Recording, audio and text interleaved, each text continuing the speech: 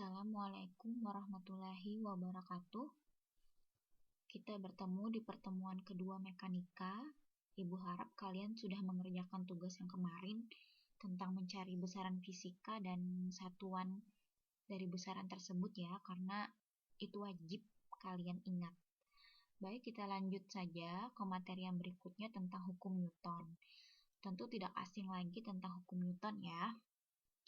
Hukum Newton itu ada 3. Hukum pertama, every object continues in its state of rest or uniform motion in a straight line unless a net external force acts on it to change that state. Apa maksud dari hukum pertama Newton? Maksudnya adalah setiap objek akan terus berada pada keadaan diam atau bergerak. Uniform motion ini adalah gerak lurus beraturan GLB ya, dalam satu garis lurus kecuali ada gaya luar yang bekerja pada objek sehingga mengubah keadaannya. Jadi kamu hayalkan ada benda diam, maka dia akan terus diam. Kalau dia sudah bergerak GLB, maka dia akan terus melakukan GLB. Kecuali pada benda tersebut kita kasih gaya yang akhirnya benda diam, kalau kita dorong jadi jatuh atau jadi bergerak. Kemudian benda yang GLB, awalnya GLB, kalau kita kasih gaya luar ya, bisa berubah menjadi GLBB atau yang awalnya GLB malah menjadi diam gitu. Kemudian hukum kedua Newton di sini, the rate of change of momentum of an object is directly proportional to the force applied and takes place in the direction of the force. Artinya apa? Kita mungkin mengenalnya dari SMA, hukum kedua Newton itu apa? Percepatan sama dengan sigma F per m, begitu ya.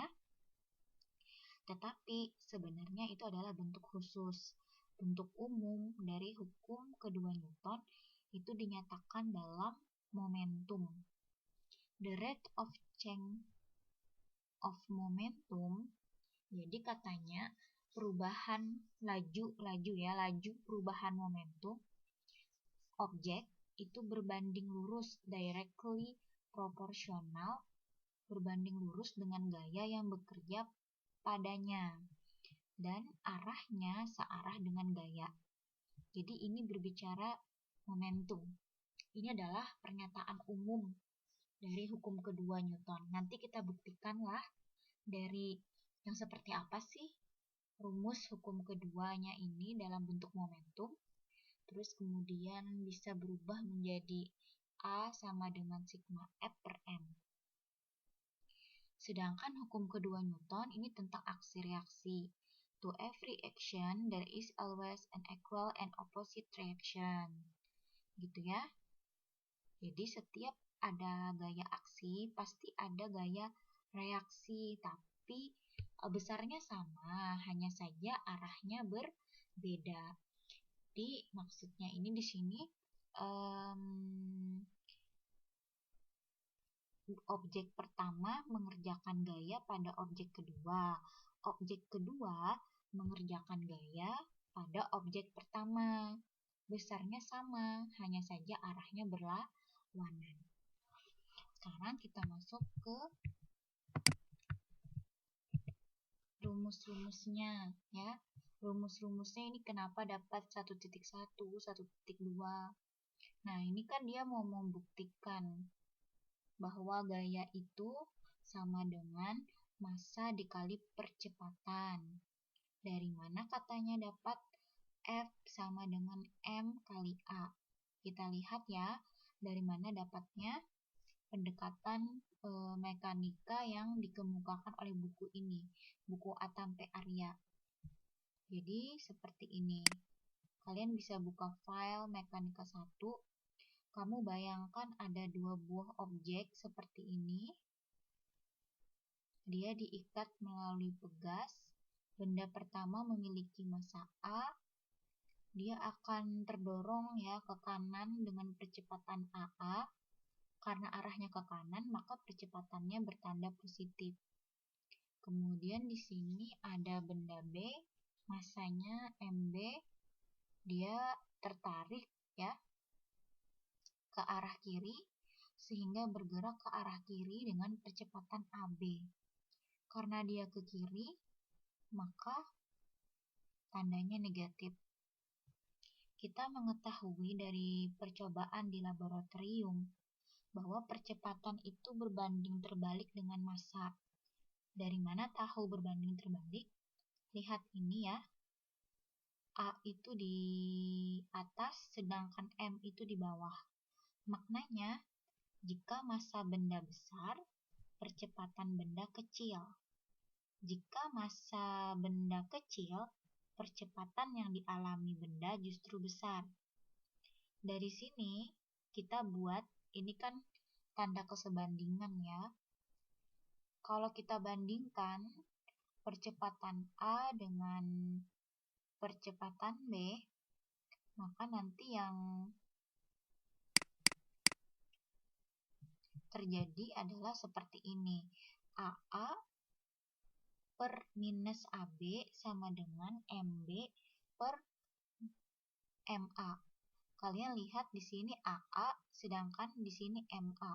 Jadi selisih begitu ya, karena tadi berbanding terbalik.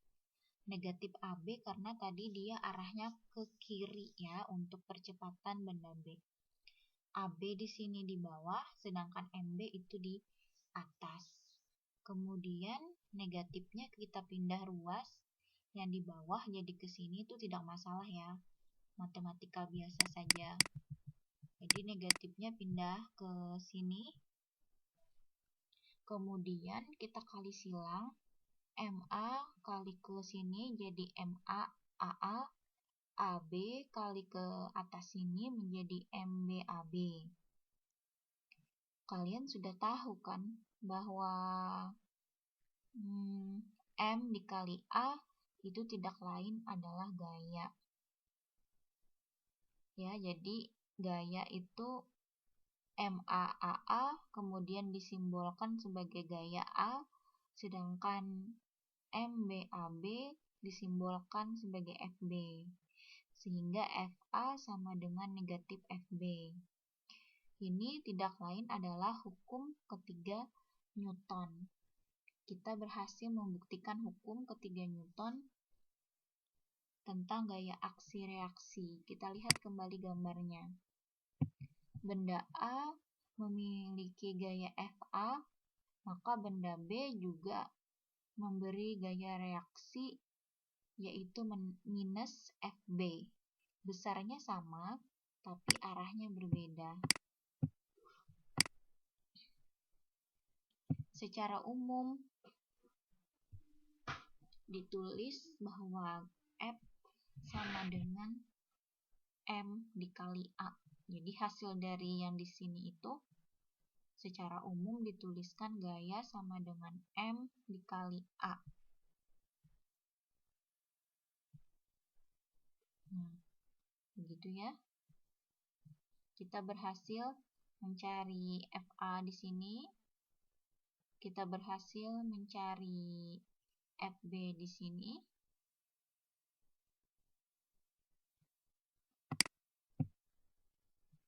Kemudian kita juga sudah tahu bahwa tadi M dikali A secara umum ditulis sebagai F. Kemudian, nah, kita mau cari dari momentum. Tadi pernyataan hukum kedua Newton ya menyatakan bahwa kita lihat kembali biar ingat. The rate of change of momentum of an object is directly proportional to the force. Nih, ini bentuk persamaannya. Laju ya, laju perubahan momentum. Laju perubahan momentum itu disimbolkan sebagai dp per dt. Proporsional katanya, berbanding lurus dengan gaya. Jadi ini F sama dengan dp per dt. Gaya adalah perubahan momentum tiap satuan waktu. Nanti ini diturunkan sampai ketemu ternyata gaya itu M dikali A. Bagaimana kita bisa mengubah yang awalnya ini menjadi ini? Oke, memang di mekanika banyak turunan rumusnya ya. Oh, ini tadi kita sudah ya. Kalau 1.8 sudah kan ya. FA sama dengan minus FB. Yang tadi mekanika berapa? Mekanika 1. Oke, ini sudah. Sekarang kita mau cari ini. Dari dP per dt kok bisa M dikali A gitu ya. Jadi yang ini adalah hukum kedua Newton dalam bentuk umum. Dia bisa diturunkan bergantung dengan keadaan. Kita mulai dulu dari definisi momentum. Momentum apa itu? Massa kali kecepatan benda.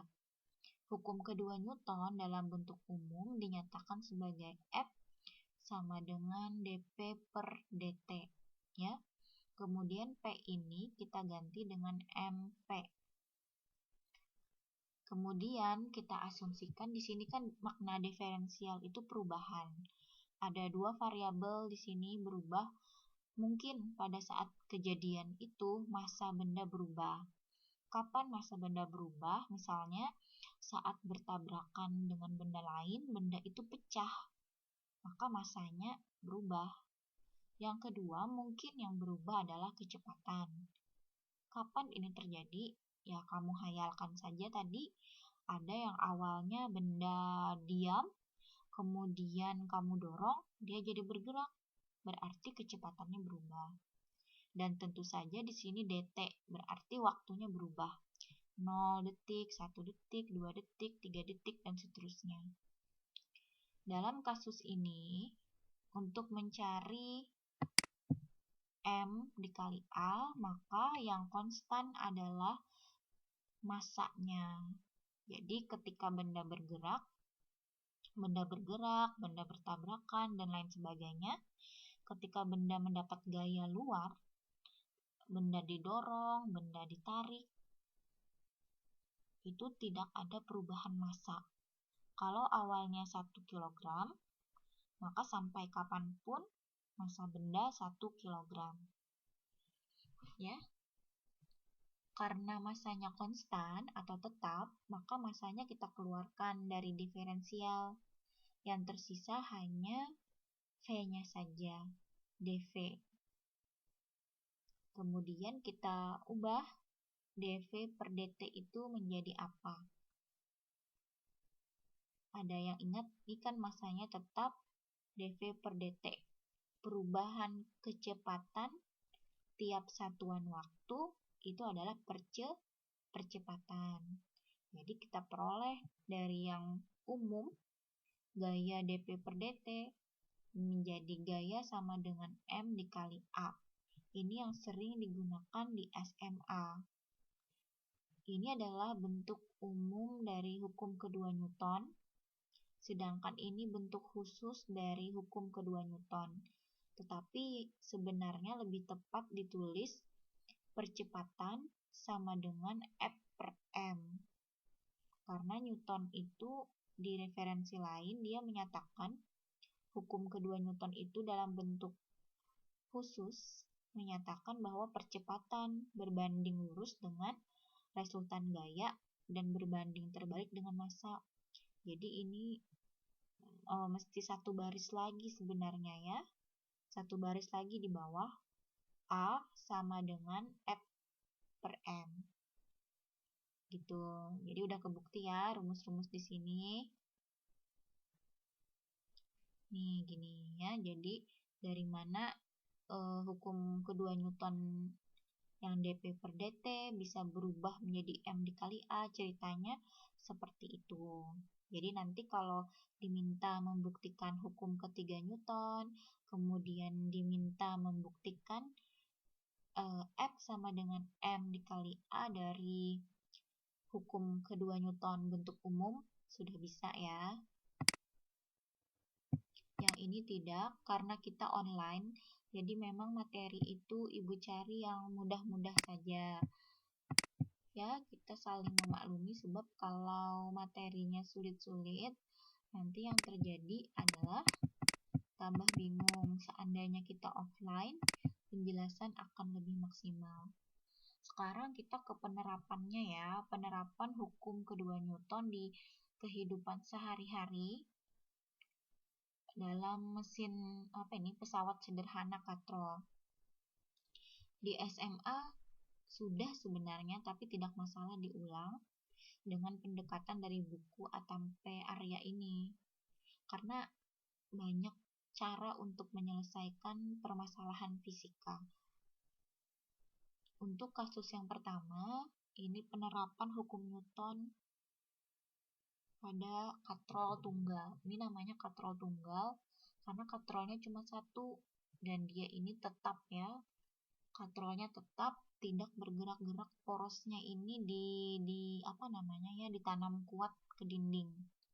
Ini biasanya digunakan, mungkin kalian pernah lihat tukang konstruksi bangunan, tukang rumah biasa, kalau mau mengangkat semen atau barang dari bawah ke atas itu pakai katrol tunggal.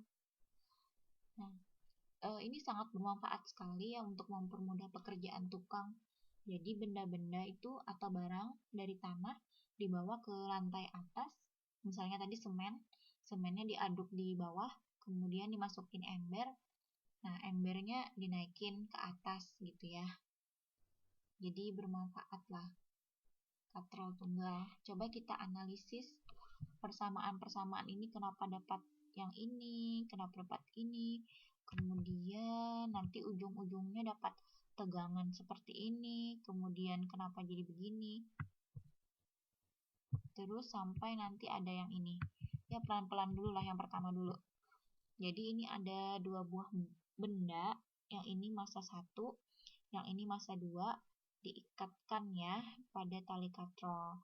Kita mau cari tegangannya, tegangan yang bekerja pada katrol, dan kita juga mau mencari percepatan yang dialami benda ini kalau katrolnya diam.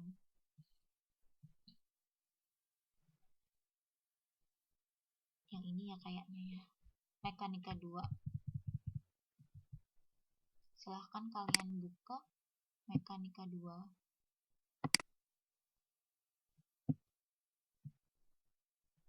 Mekanika 1-nya ibu tutup dulu karena tadi sudah. Oke. Gambarnya tidak terlalu rapi tapi masih bisa dilihat. Ini ada katrol tadi ya. Kita uraikan dulu. Kalau ada gambar seperti ini jangan lupa kita buat detail dulu gambar-gambar gayanya. Ini katrol, dia diam dan kita anggap untuk kasus pertama ini katrolnya, sebenarnya katrol pasti punya massa, tetapi massanya kita abaikan ya, karena massa benda lebih besar daripada massa katrol. Kemudian di sini massa 1 lebih kecil dari massa 2, makanya massa 1-nya naik ke atas, massa 2-nya ke bawah. Karena apa tadi? Yang massa 2 lebih berat daripada massa 1. Asumsi berikutnya, katrolnya diam ya, dia dipasak di sini, jadi dia tidak bergerak. Yang bergerak hanya benda 1, benda 2, dan tentu saja tali. Yang berikutnya asumsinya adalah banyak pengabaian di sini. Massa tali itu diabaikan, dianggap sangat kecil daripada massa kedua benda. Ini massa 1, setiap benda punya berat arahnya ke bawah. Jadi kita gambar dalam bentuk panah W1. Kemudian ini ada tali. Kalau benda ya ditarik dengan tali, maka di sini akan muncul tegangan tali. Arahnya ke atas karena ini dia kan tali ini menarik benda 1 ke atas kan. Jadi arah panahnya ke atas. Di sini ada ibu beri tanda positif, artinya adalah arah gerak ke atas.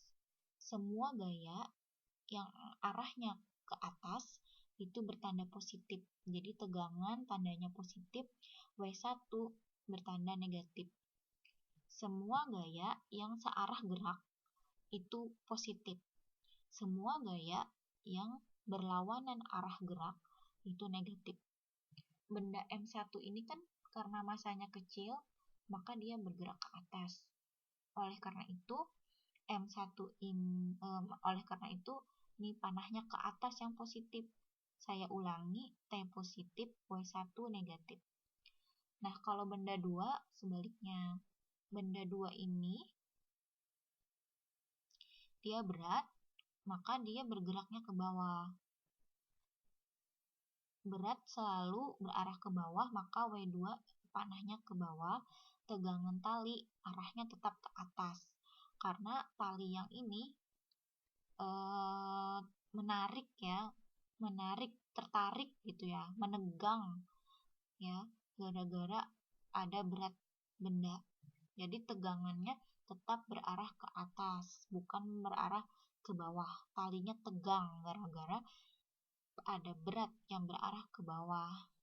Sama aja sih dengan ini juga talinya menegang, makanya disebut tegangan tali. Kemudian di sini yang bertanda positif justru arahnya ke bawah. Kenapa berarah ke bawah? Karena tadi benda M2 bergerak ke bawah. Jadi yang ke bawah itu bertanda positif. Siapa yang positif? W2. W2 positif karena arah gaya ke bawah, arah gerak juga ke bawah. Sedangkan tegangan tali di sini malah nanti menjadi negatif. Karena tegangan tali arahnya ke atas, sedangkan arah gerak benda M2 ini ke bawah. Lalu di sini ada variabel X. Variabel X itu adalah perpindahan. Jadi awalnya M2 itu di sini, kemudian dia jatuh ke bawah sini bergerak sejauh X. Jadi X itu perpindahan bendanya. Baik, kita tinjau satu-satu dulu ya. Kita tinjau M1. Jadi nyelesainnya mesti sabar, satu-satu dulu. Tinjau benda M1, berarti yang ini kita tinjau ya.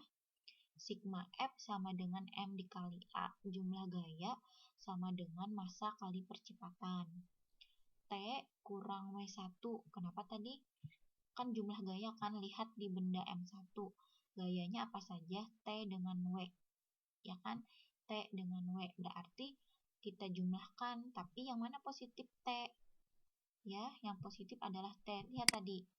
Tadi sudah dijelasin, searah gerak ke atas, dia positif. Ingat yang ditinjau yang benda ini ya. Jadi T-nya positif, W1-nya negatif. Makanya di sini T kurang W1. M-nya kita ubah menjadi M1 dikali A. Percepatannya tidak perlu ditulis A1 karena tadi talinya dianggap tidak bermassa. Kemudian di sini katrolnya diam, sehingga tegangan tali di sini, ini setali kan, ini setali nih, ini satu tak, ini dililitnya satu nih, talinya dihayalin, ini satu tali. Nah, jadi tegangan talinya sama, percepatannya juga sama. Percepatan yang dialami M1 arah ke atas dengan percepatan yang dialami oleh M2 berarah ke bawah itu sama besar. Jadi di sini tidak perlu ditulis variabel 1, ini juga cukup T saja. W1 itu apa? Rumus berat massa kali percepatan gravitasi. Jadi ini T kurang M1G sama dengan M1A. Kalau kita cari tegangannya, maka negatif M1G pindah ke kanan. Jadi apa? Jadi M1A tambah M, ya ini M1A-nya di sini tetap positif kan? Yang ini negatif pindah ke kanan jadi positif. Jadilah seperti ini. Kemudian kita tinjau M2 lagi. Sama rumusnya sigma F sama dengan M dikali A. Apa yang positif? W2, karena W2 tadi arahnya ke bawah. T tadi arahnya ke atas, jadi negatif. W2 kurang T sama dengan M2A. W2 diubah menjadi M2 kali G ya, karena berat itu adalah massa kali percepatan gravitasi. Sekarang yang dipindah yang negatif ini. Negatif T pindah ke kanan jadi positif. M2A yang awalnya positif pindah ke kiri jadi negatif. Kemudian ini hanya tukar posisi saja. Ditukar aja, cuman tukar posisi. Jadi T-nya ke sini, yang ruas ini jadi ke sini. Jadi hanya dibalik saja. Hanya dibalik, tidak mengubah tanda. Ya. Jadi ini hanya dibalik saja. Sekarang kamu lihat di sini ada variabel tegangan tali. Ini juga ada tegangan tali karena tadi dia setali ya. Jadi ini disamakan. T sama dengan T. Jadi kita tulis di sini M1G tambah M1A sama dengan M2G kurang M2A. Ini taruh ke sini, yang ini taruh ke sini. Sekarang kita kelompokkan yang M1 dengan M1, yang M2, yang percepatan dengan percepatan, yang ada variabel G dengan variabel G. Jadi lihat di sini A, ini M1A taruh ke sini, ini negatif ya, negatif M2A pindah ke kiri jadi tambah M2A.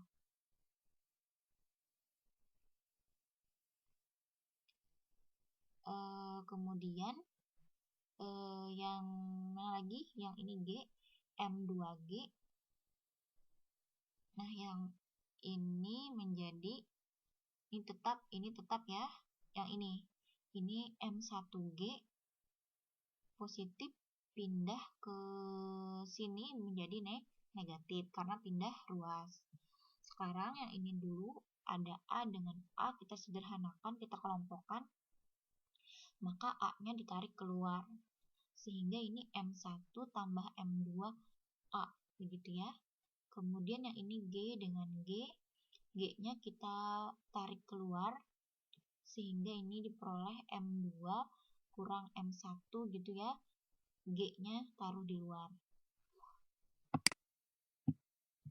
Dengan demikian, kalau kita mau mencari A, nanti diperoleh apa? Ya, yang ini taruh ke bawah, sehingga diperoleh M2 kurang M1 per M1 tambah M2 kali G. Ini adalah rumus percepatan yang dialami oleh benda 1 dan benda 2. Bagaimana mencari tegangan talinya? Mencari tegangan talinya tinggal kita substitusi saja. Mau pilih yang mana? Mau yang sini atau sini, hasilnya sama. Saya pilih yang ini. Jadi di sini ditaruh T sama dengan M1G tambah M1A. A-nya substitusi yang di sini. Kan sudah dapat kan? Ganti ini taruh ke sini ya. Jangan lupa ini M1-nya masih ada. Ya, M1-nya kan M1A. A-nya ini ganti dengan yang ini. M1-nya masih ada, jadi di sini. Nah, kemudian ini jadi ini sih agak rumit. Yang ini kan penyebutnya, ini bagian atas pembilang ya, pembilang dan penyebut.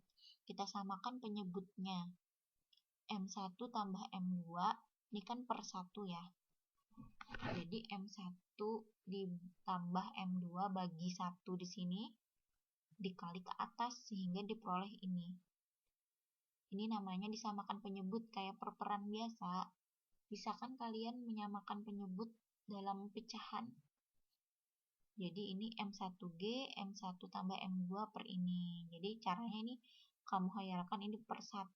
Jadi ini dibagi per 1 kali ke atas. Nanti dapatnya kan ini. Ya enggak? Kalau ini dicoret, coret, coret, hasilnya kan kembali ke sini.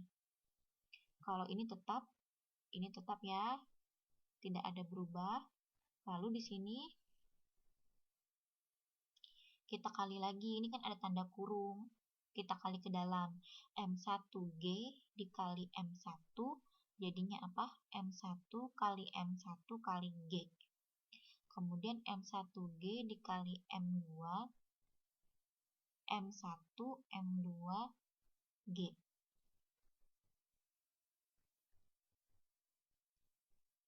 Yang di sebelah ini tetap, ini penyebutnya tetap ya, karena tadi sudah disamakan penyebut. Tambah, tetap tambah. Lalu yang di bagian sini kita apa lagi? Kita kalikan ke dalam. G M1 kali M2 jadi apa? M1 M2G. Lalu G M1 dikali negatif M1 jadinya ini negatif M1 M1G. Di bawahnya sudah sama penyebutnya.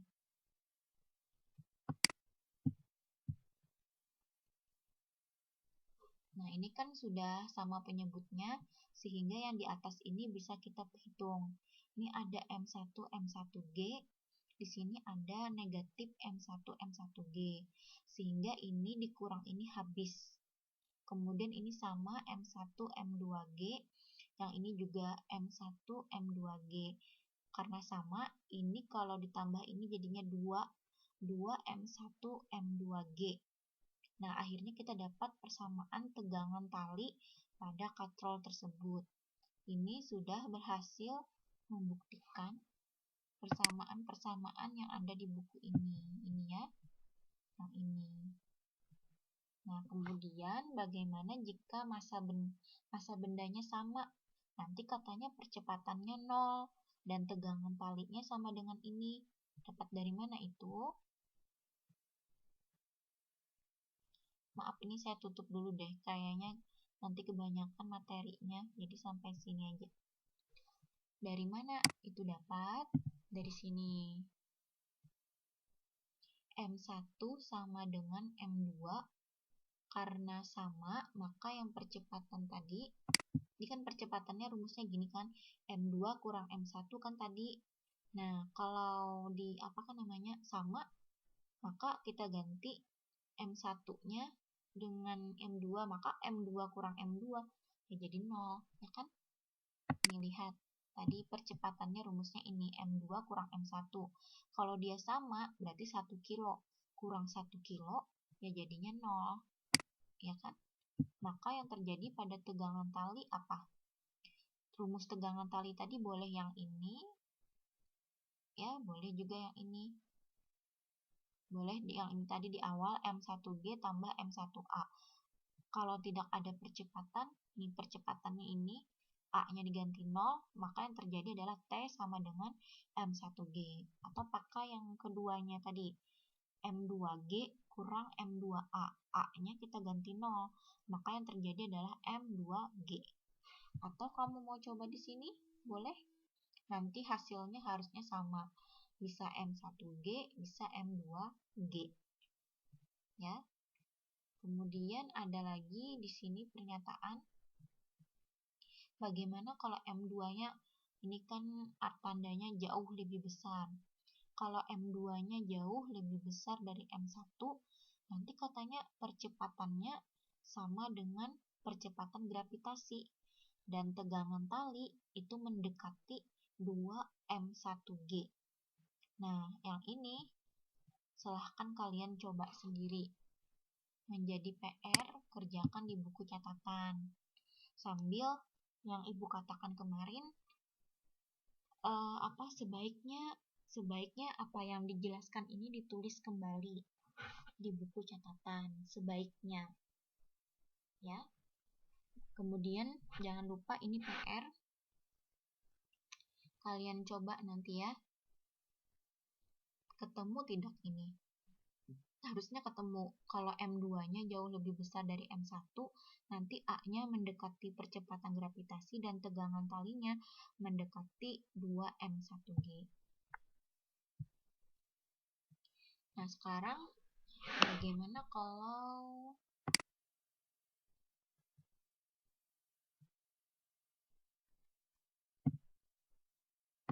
kita pertimbangkan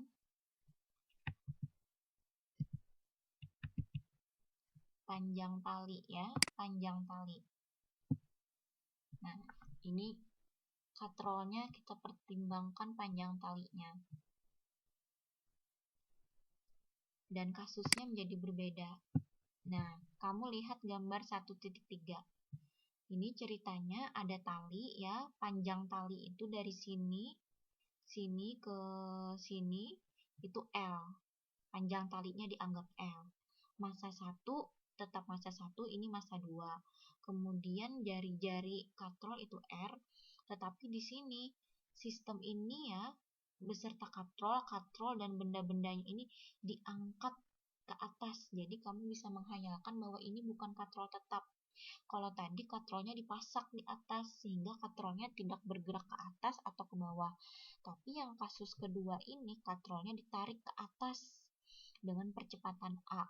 Sehingga katrol ini kalau diukur dari pusatnya, ini pusat katrol, sampai ke bawah sini, itu dia akan berada pada ketinggian Y dari tanah.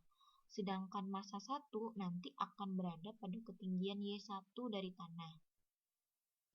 Benda 2 akan berada pada ketinggian Y2 dari tanah. Kita mau membuktikan persamaan-persamaan ini bahwa nanti ternyata percepatan the upward acceleration, jadi percepatan katrol ini naik ke atas ya saat ditarik ke atas itu sama dengan ini, setengah Y1 dot dot tambah Y2 dot dot, atau dot dot ini dibaca double dot. Apa sih maksud dot dot ini? Dot dot itu artinya percepatan ya, jadi kalau titiknya 2 itu tidak titik 2 dari Y itu kan Y itu variabel perpindahan ya, perpindahan jarak begitu ya. Nih, atau ketinggian katrolnya saat dia ditarik ke atas. Tapi kalau dot dot berarti dia 2 kali diturunkan. Variabel jarak, perpindahan, ketinggian, kalau 2 kali diturunkan itu tidak lain adalah percepatan. Jadi kalau ada dot dot atau kita baca double dot itu berarti menunjukkan percepatan. Kita mau membuktikan ini. Percepatan katrol naik ke atas itu setengah dari Y1 dot dot berarti percepatan benda 1 naik ke atas tambah Y2 dot dot. Y2 dot dot adalah percepatan M2 naik ke atas. Kita mau membuktikan itu. Kita tulis dulu. Panjang tali yang mengikat M1 dan M2 adalah L. L itu adalah P dikali R tambah Y kurang Y1 tambah Y kurang Y2. Dari mana ini dapat? PR itu apa? Kalian ingat rumus keliling lingkaran? Rumus keliling lingkaran adalah 2PR. Tetapi kalau kalian lihat dari gambar, yang ini kan panjang talinya dari sini ke sini. Nah, kalian lihat yang di sini dulu. Itu apa? Setengah lingkaran, setengah keliling lingkaran. Jadi kalau keliling lingkaran itu adalah 2PR, maka kalau setengahnya sini saja adalah PR. Ya. Kemudian di sininya dari sini ke sini, nih lihat ya. Ini itu berapa panjang talinya? Y dikurang Y1. Oke, dikurang Y1. Kemudian yang di sini, panjang tali yang di sini, bagaimana menghitungnya? Itu tidak lain adalah Y dikurang Y2. Gitu ceritanya. Kemudian kita kan mau mencari percepatan. Percepatan itu turunan kedua dari L. Karena L ini adalah sama kedudukannya seperti variabel jarak, variabel ketinggian, variabel perpindahan. Kita turunkan 2 kali. DL per DT diturunkan sekali dulu ya. Jadi diturunkan terhadap waktu. D PR per DT sama dengan ini DDT, ini DDT. Yang berubah terhadap waktu kan, ini ada tidak variabel waktu? Tidak ada. P-nya konstan, P itu berapa? 22/7. R itu jari-jari katrol, apakah katrolnya membesar atau mengecil? Tidak. Jadi ini tidak ada yang berubah terhadap waktu saat 0 detik, saat 2 detik, saat 3 detik, atau sampai kapanpun variabel P dengan R itu konstan. Sehingga ini 0. Ini dl per dt. Apakah panjang tali berubah? Tidak. Panjang tali itu kan dari katrol tetap. Kalau 1 meter, tetap panjang tali itu 1 meter. Karena kan dari awal kita bayangkan tukang itu sudah mengikat tali 1 meter. Jadi ya konstan juga. Sehingga ketika dl diturunkan terhadap t, dia akan menjadi 0. Kemudian yang di sini, Y dengan Y1-nya berubah tidak? Berubah. Kenapa berubah? Makin ke atas, apa yang terjadi? Kalau kamu hayalkan, katrol ini ditarik ke atas, maka Y1-nya makin besar, ya kan, jaraknya makin jauh, Y-nya juga makin besar, makin tinggi. Berarti ini berubah, Y1 berubah, Y berubah, Y2-nya juga berubah.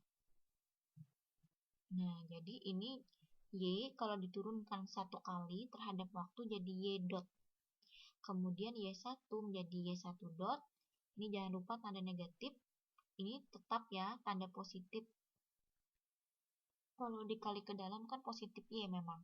Jadi tambah Y dot, yang ini adalah negatif Y2 dot. Nah, ini keterangannya ya. dy, ini kan satu-satu diturunkan. dy per dt itu sama dengan Y dot atau kecepatan. Ya, ingat tidak? Rumus kecepatan apa? Turunan pertama posisi terhadap waktu. Jadi ini tindakannya adalah kecepatan. Kemudian yang di sini dy1 per dt itu adalah Y1 dot. Tanda negatifnya karena memang di sini negatif. Itu adalah kecepatan benda satu. Sedangkan yang di sini ada dy2 per dt itu adalah y2 dot sama dengan v2, kecepatan benda 2. Sekarang di sini nih, yang di sini kita tarik ke sini ya. 0 tetap 0, 0 di sini tidak perlu ditulis. Kemudian y dot ditambah y dot itu sama dengan 2y dot. Kemudian negatif Y1 dot di sini, negatif Y2 dot tetap di sini. Kemudian ini baru 1 kali dotnya, lalu kita turunkan lagi 1 kali. Saat diturunkan 1 kali, apalagi D0 per dt, 0 diturunkan ya tetap 0. Kemudian ini gampang, Y dot ya, 2 tetap 2, Y dot kalau diturunkan jadi Y dot dot. Y1 dot jadi Y1 dot dot. Kemudian yang ini Y2 dot jadi Y2 dot dot. Jangan lupa hati-hati tanda negatifnya ya. Ini dapatnya tadi dari yang di atas. Y dot dot itu adalah A ini tadi apa? Percepatan katrol naik ke atas. Y1 dot dot itu adalah A1, percepatan benda 1 naik ke atas. Y2 dot dot adalah percepatan benda 2 naik ke atas. Lalu sekarang kita taruh yang tadi, karena keputus halamannya yang ini, kita taruh ke sini ya. Nah, lalu kita pindah ruas. Y1 dot dot negatif ke sini positif, yang ini negatif, pindah ruas jadi positif. Kemudian ini tinggal diputar saja, tadilah diputar aja dibalik 2y dot dot ke sini, yang ini ke sini. Nah, tadi bisa kita ubah variabel y dot dot itu adalah percepatan katrol naik ke atas. Yang ini tadi gambarnya. Ini percepatan naik ke atas. Ini kan A is the upward acceleration of the pulley. Nah, jadi percepatan katrol naik ke atas. Jadi kita ganti y dot dot dengan A. Kalau kita hanya mencari A, maka duanya pindah ruas. Jadi setengah. Ini awalnya di atas. Kalau pindah ke kanan, maka menjadi setengah. Jadi ini adalah percepatan katrol, sistem katrol bergerak ke atas. Dapat ya, setengah Y1 dot dot tambah Y2 dot dot.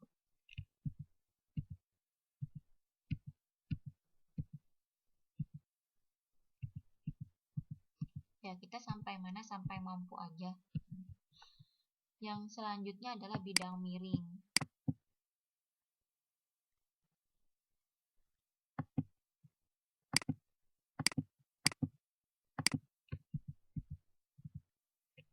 Nah, ini bayangkan ada bidang miring begini ya. Tapi lantainya kasar. Dia bendanya bergerak ke bawah. Karena bergerak ke bawah, maka ada gaya gesek arahnya berlawanan, yaitu ke atas. Kita mau mencari apanya? Mau mencari rumus percepatan yang dialami benda. Maaf. Ya, percepatan yang dialami benda saat turun ke bawah pada bidang miring yang kasar. Ini kalau dia naik ke atas, jadi ada dua kasus, ada ke bawah, ada ke atas. Tunggu sebentar. Ini yang oh ya, berarti yang pertama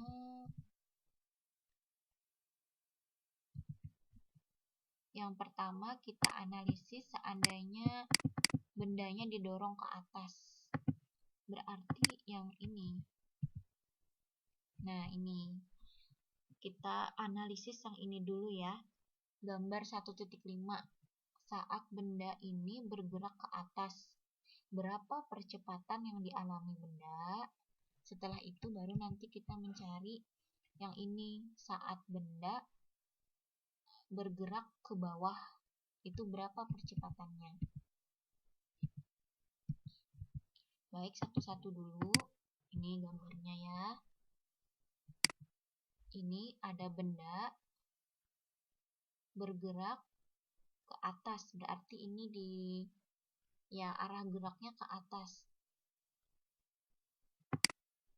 Ini sama nggak? Ini ketemunya yang mana nih? AG sin. Ya, ini ya. Nih, kita mau membuktikan ini. Kalau dia bergerak bendanya ke atas, maka G sin theta tambah mu cos theta. Nah, dari mana dapat ini? Kita buktikan. Kalau dia bergerak ke atas. Oke, kalau dia bergerak ke atas. Kita kecilin dikit.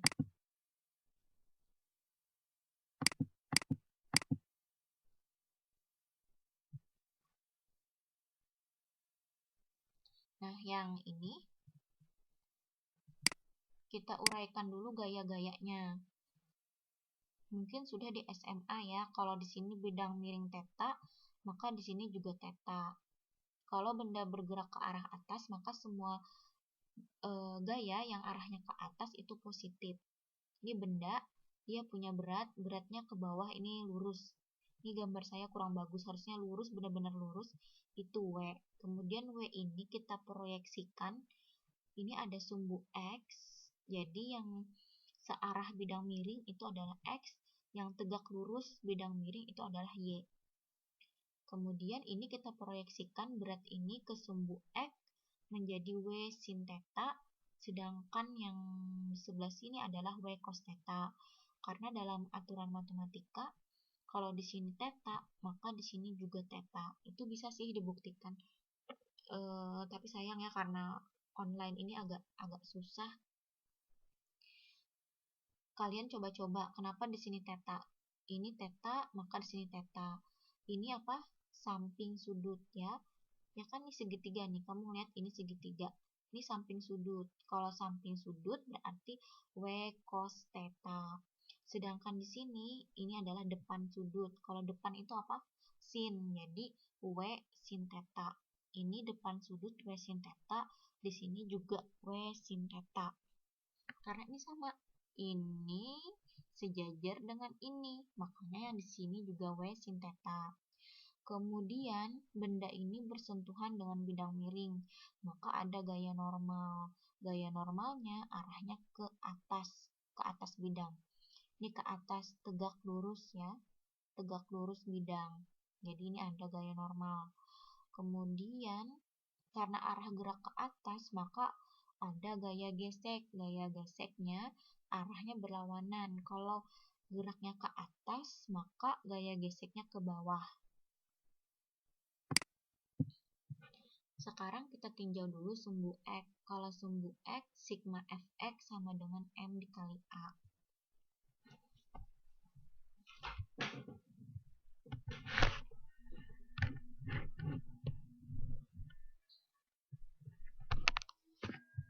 Ya, kita tinjau sigma Fx sama dengan M dikali A. Apa saja yang ada di sumbu X? Lihat di sini. W sin theta, W sin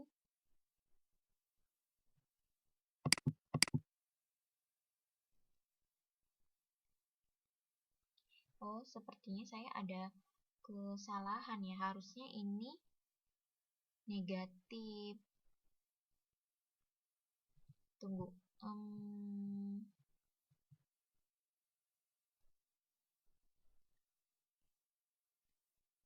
Nah, berarti ini harusnya berubah.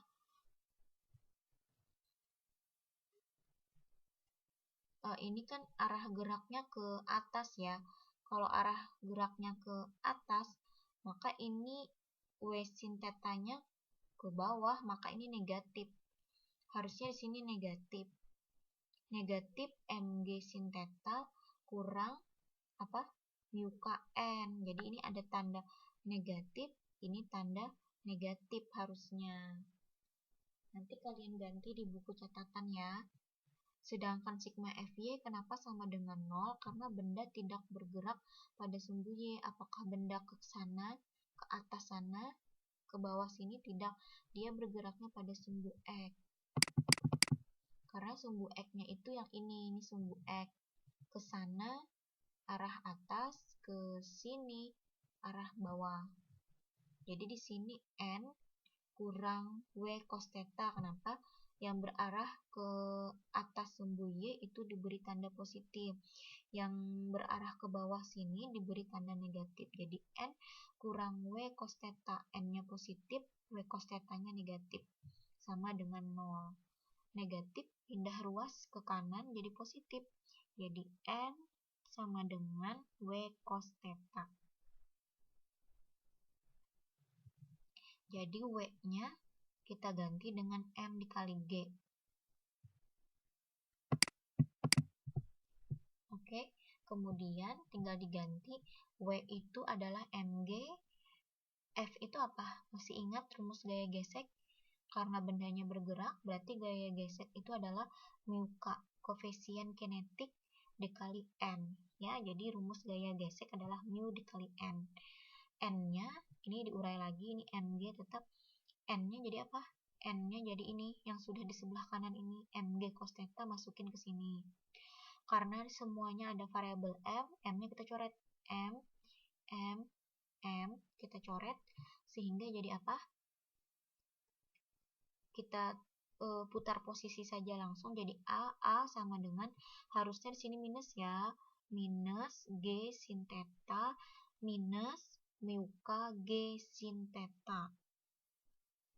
Ya, karena tadi ini harusnya minus, ini harusnya minus.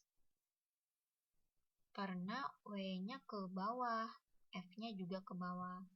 Berarti nanti di sini ini ada sama-sama G ya, ini ada G, ini ada G, maka G-nya tarik ke depan sehingga tersisa di dalam ruang apa? Dalam tanda kurung ini sin theta tambah mu K cos theta. Apa yang kurang di sini tanda negatif, harusnya A sama dengan negatif G.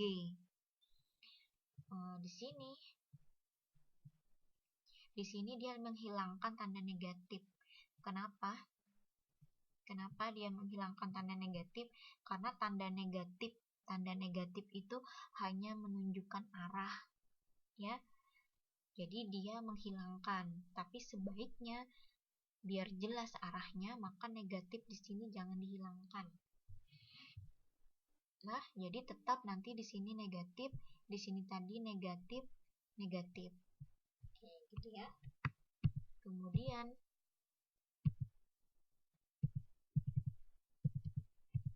kita ke kasus yang berikutnya, masih bidang miring tapi apa yang gambar ini. Jadi saya tidak urut kemarin, entah kenapa ya. Jadi figur 1.4 ini kasusnya adalah bendanya bergerak ke bawah ya. Kita cari lagi percepatannya. Pertama adalah dianalisis dulu gaya-gayanya. Nah, ini. Kalau benda bergerak ke bawah, berarti percepatan ke bawah ya. Semua yang searah gerak itu nanti bertanda positif. Ini sama, ini ada theta, maka di sini theta, ini adalah berat benda, maka di sini W cos theta, sedangkan ini W sin theta. Ini gaya normal, dia bersentuhan. Kalau P itu apa? P itu adalah resultan dari gaya gesek dengan gaya normal.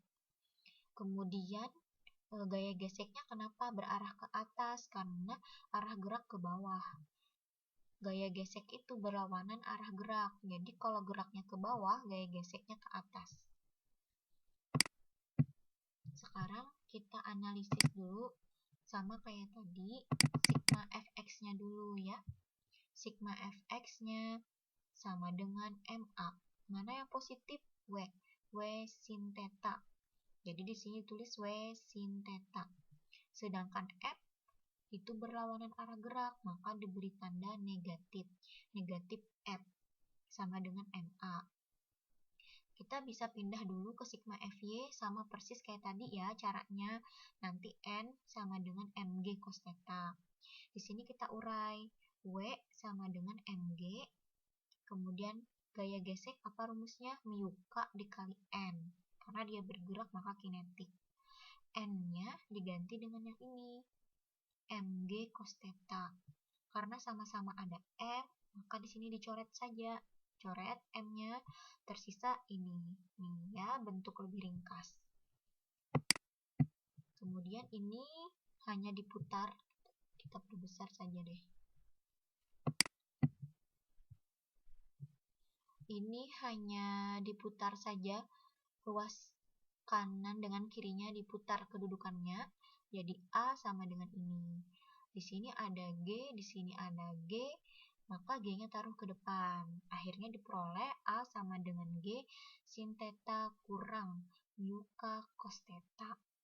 Ini sama dengan yang ada di buku. Nah, ini ya.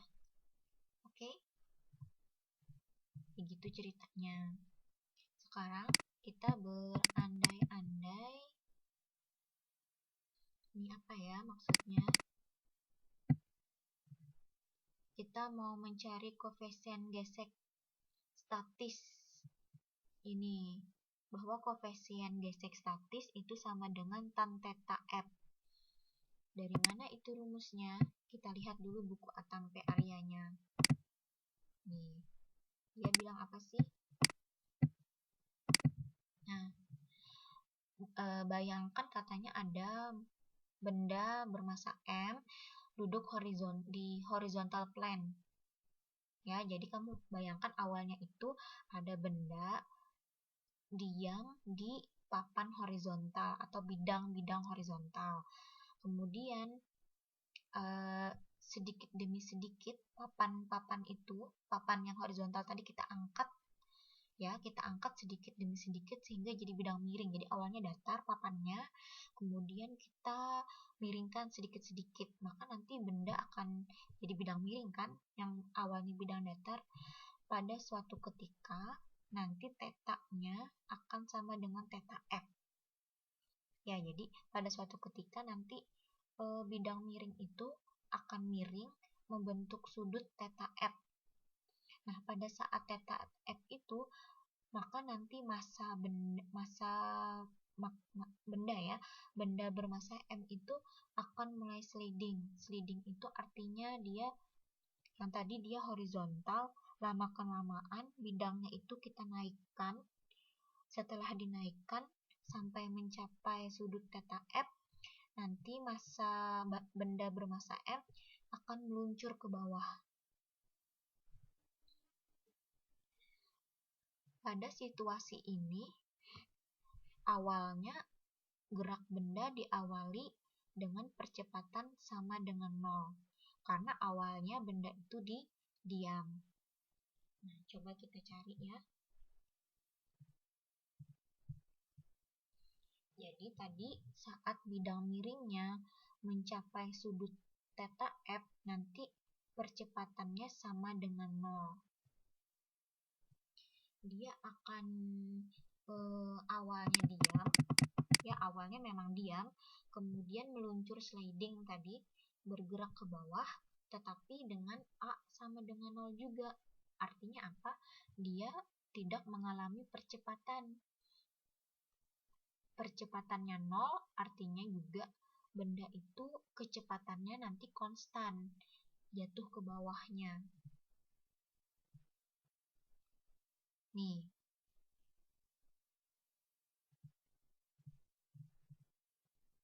kita ganti. Tadi kita dapatnya apa di sini? W sin theta kurang F sama dengan M dikali A. Karena A-nya sama dengan 0, pada saat awal keadaannya diam, dan kalaupun bergerak ke bawah nanti kalau A sama dengan 0 itu berarti kecepatannya konstan, maka A-nya diganti 0, maka ini jadi 0. Kemudian saat kedudukan ini, kapan itu terjadi? Saat tetanya sama dengan theta F, maka ini diganti theta F. F-nya apa? F-nya bukan lagi mu K, tapi menjadi mu S. Tunggu sebentar ya, saya nih kenapa jadi mu S ya? Oh, berarti ini, maaf saya ralat ya. Berarti ini saat sudut mencapai theta F, maka masa benda itu just start sliding. Apa artinya just start sliding? Berarti baru saja akan atau sebentar lagi dia akan slip ke bawah. Tapi belum slip ke bawah, belum meluncur ke bawah, baru akan slip ke bawah, just start sliding. Makanya A-nya sama dengan 0. Berarti dia memang tadi kondisi awalnya dia diam, baru akan bergerak ke bawah. Makanya A-nya sama dengan 0. Ya, saya ulangi, kondisi ini saat benda sebentar lagi akan bergerak, tapi belum bergerak. Makanya A-nya sama dengan 0. Nah, oleh karena itu di sini karena dia masih diam, belum bergerak, hanya akan tepat bergerak, maka gaya geseknya adalah gaya gesek statis. Makanya di sini mu S dikali N. N tadi apa? N tadi mg cos theta. Karena tetanya saat theta F, maka di sini berubah jadi mg cos theta F. Saya tarik ke bawah, mg sin theta F kurang mu S, mg cos theta F. Ini yang di sini juga tarik ke sini. Masanya ada ya, kita hilangkan. Jadi apa? G-nya juga dihilangkan karena sama-sama ini nih, ini negatif. Negatif pindah ke kanan jadi positif. Mg-nya coret kiri, coret kanan. Jadinya apa? Sin theta F per cos theta F sama dengan mu S. Nah, kemudian tersisa kan ini koefisien gesek statis, sehingga diperoleh sin dibagi cos apa? Tan ya. Sin dibagi cos menjadi tan. Dengan demikian diperoleh rumus yang di SMA. Yang di SMA bahwa apa? Bahwa koefisien gesek statis adalah tan theta. Ini rumus di SMA. Dengan catatan tan theta-nya itu saat sudut tertentu. Makanya disebut theta F. Ini sama saja, ini cara lain. Tidak masalah, yang ini saja mudah. Kalau ini nanti dipahami sendiri saja ya.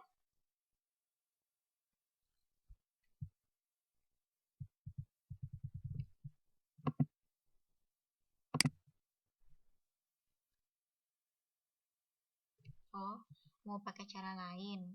Boleh kalau mau tadi dijelasin. Oke, atau pakai cara lain. Tadi kita ketemu W sin theta F kurang F sama dengan 0 ya. Berarti kalau W sin W sin theta F, negatif F-nya pindah ke kanan jadi F. Ya, jadi diperoleh F itu adalah W sin theta F. W itu adalah Mg. Jadi di sini Mg sin theta F. Lalu N tadi apa? N di atas tadi Mg cos theta F. Sekarang kalau kita bagi F dibagi N, F-nya ini. Ya, taruh ke sini. N-nya ini. Mg dibagi Mg habis. Sin dibagi cos, tan. Kemudian F dibagi N adalah mu. Makanya sama aja nilainya. Mu S sama dengan tan theta F. Tapi ini yang ditulis di A tan P ya. F per N. Jadi ada banyak cara untuk memperoleh rumus. Boleh pakai cara-cara lain. Kemudian yang ini persamaan 1.29. Nah, yang ini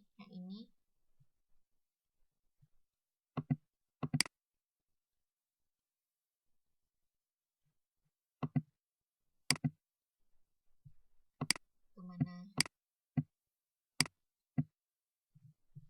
Yang ini ya lagi ya.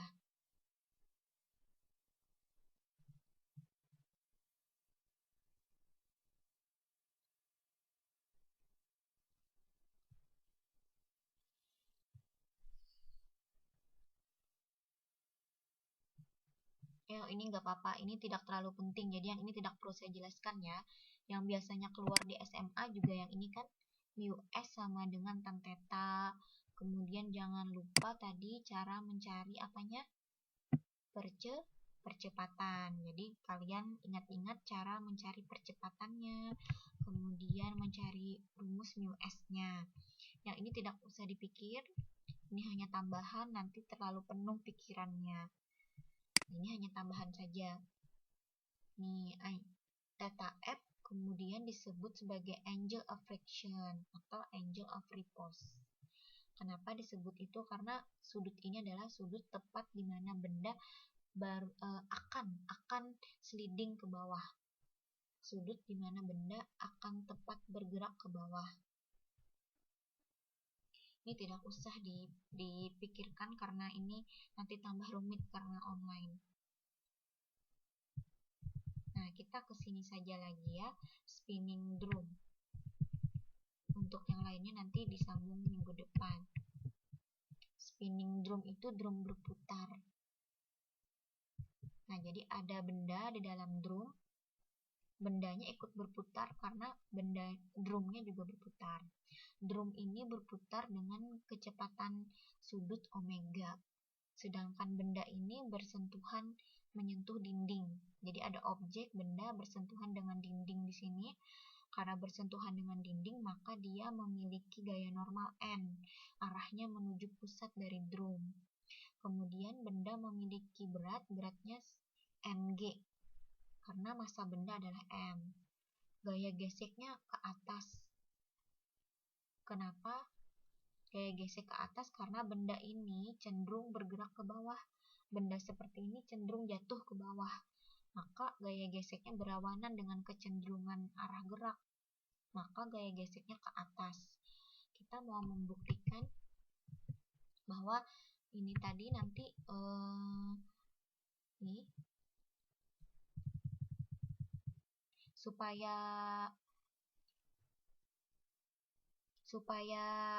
objek ini ya, kamu pernah nggak melihat permainan apa nih, adu berani dari sepeda motor yang berputar-putar di dalam tempat begitu, ada ya. Tapi ini drumnya berputar. Nah,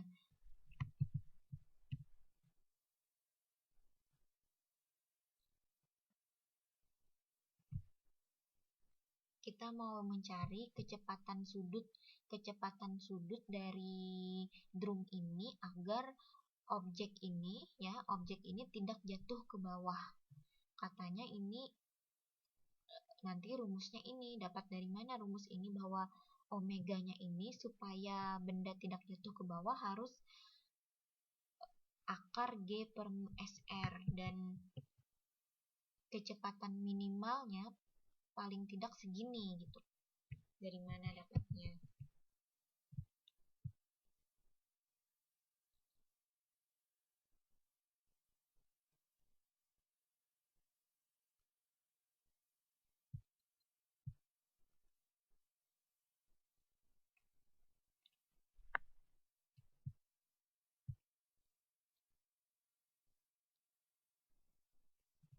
Dari mana? Kita alih ke sini ya.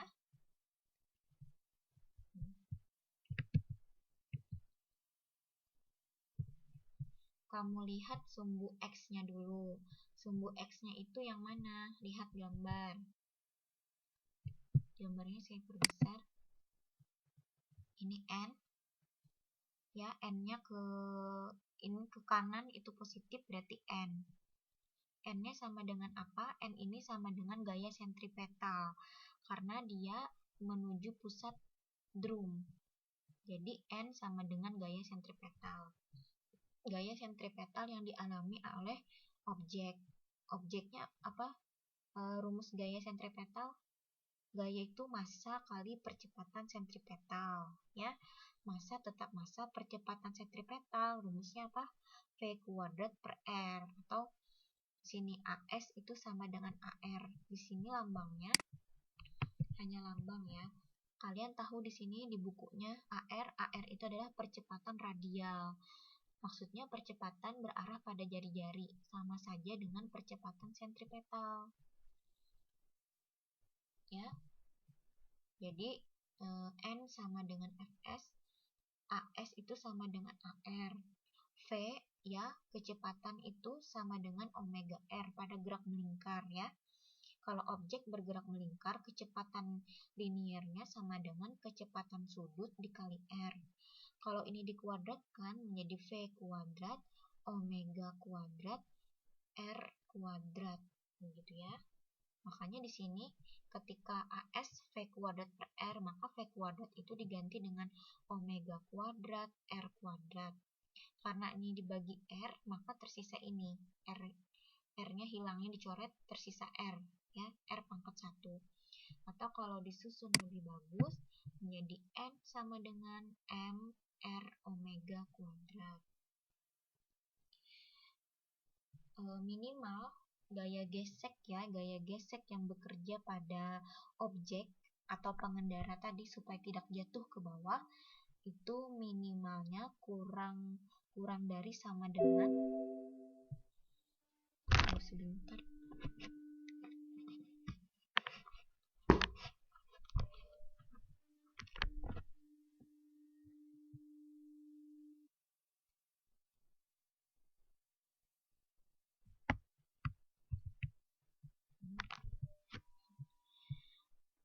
Minimal gaya gesek yang bekerja pada benda itu mu S dikali N.